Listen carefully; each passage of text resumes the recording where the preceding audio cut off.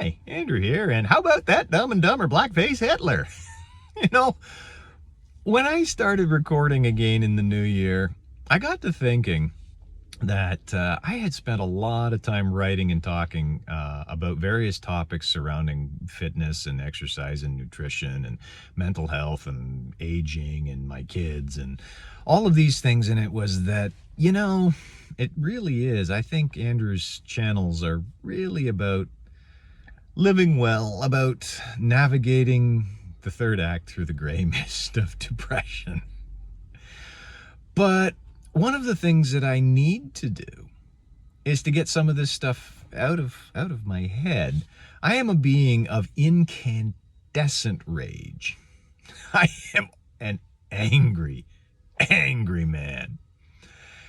And if I don't exercise those demons, it comes out in other ways. And have you ever heard the expression, stress is the feeling that occurs when your brain overrides your body's fundamental desire to choke the ever-loving shit out of some asshole who really, really needs it? That's my life. And if I don't get this out, well, I can't get it out at home. It makes my wife very uncomfortable.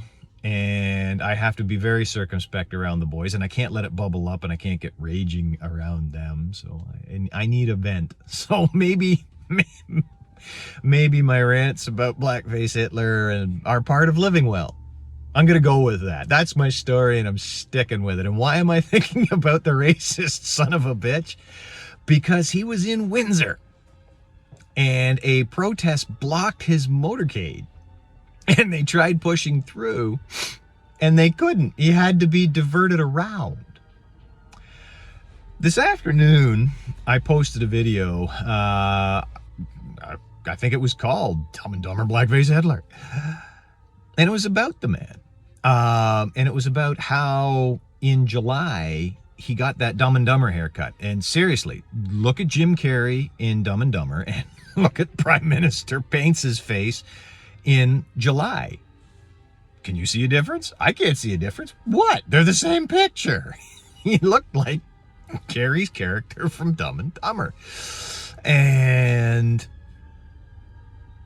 it stuck to a degree. He began to be ridiculed. And fast forward, and Queen Elizabeth II, the minor, Queen Elizabeth the Awful, died after 70 years on the throne.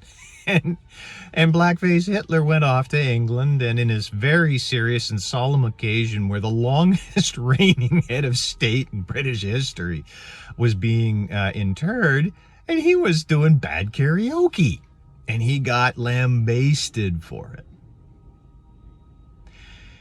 I wondered when he had that awful haircut and the ridicule began, if this was the thing that was going to stick, because a politician, a national figure can survive being the object of hatred. He cannot survive being the object of ridicule.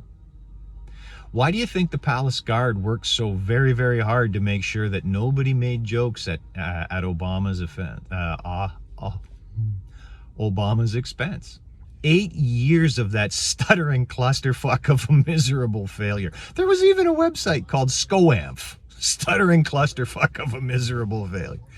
But it never got out into the mainstream. 8 years, and he was never lampooned, not once, on Saturday Night Live. There's nothing funny about him. Have you ever seen him speak without a teleprompter? Nah, nah, nah, nah, nah. There's a lot funny about that clusterfuck. But you never saw it. Not unless you went looking for it. They never let him become an object of ridicule. He was an object of rage, but he was never an object of ridicule. And he survived. He won again. He got his agenda through. Because you can survive being hated, but you can't survive being laughed at. Well, 6 months ago, people finally started to laugh at Blackface Hitler. And it continued through the summer. Well, the summer is the dog days. Dog days. They call them that for a reason. I don't know what the reason is. I don't think the dogs like the summer that much. It's too damn hot, especially around here. But anyway, it's slow news. Nobody pays attention to the news in the summer. And so maybe you can get away with a bit of ridiculosity in the summers. And I wondered, is it going to continue? Well, in the last day or two, it did. Although, actually, no, the ridicule didn't. But the hatred, the protests, they're still going on. He has not slid out from under it. And that's a good thing.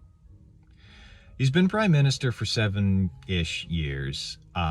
He's been the worst prime minister in Canadian history. I mean, his father, may he rot in hell or roast in hell, is probably down there smiling up proudly that that his son has exceeded him in the one thing that Trudeau the father was good at, being a fascist piss poor prime minister of Canada. Anyway, it seems that he hasn't skated, that the rage continues to build. I'm hoping the ridicule continues to build. I'll have to sniff around for signs and portents of that. But no, he tried, in the fall he went to Guelph, and the place that he went to was protested heavily. He went to a place in PEI, I believe it was, and they tore it up as a warning. Protesters tore it up as a warning. Don't have this man in your establishment. He went out west where Judy Wilson-Raybould, the strong brown woman whom he metaphorically gave the back of his hand, is a member, and he was vigorously protested out there. So outside of the big cities, the what do I call them? Laptop driving, douchebag laptop driver class, people like me who drive a laptop for a living. Outside of the areas where we're in high density, he is not well liked. So we need more. Spread the videos of me calling a blackface Hitler around. Spread around the memes. Make him an object of ridicule. We can't get rid of him by hating him, but we sure as shit can get rid of him by laughing at him. Which, when I cleanse myself of the rage, that's what I do. And you should too. And you know what else you should also do? You should be, well, I should thank you very much for watching. That was my time. Now is your time. And in the meantime, keep ridiculing that blackface wearing fuck. And take care of yourself. And you'll see me soon.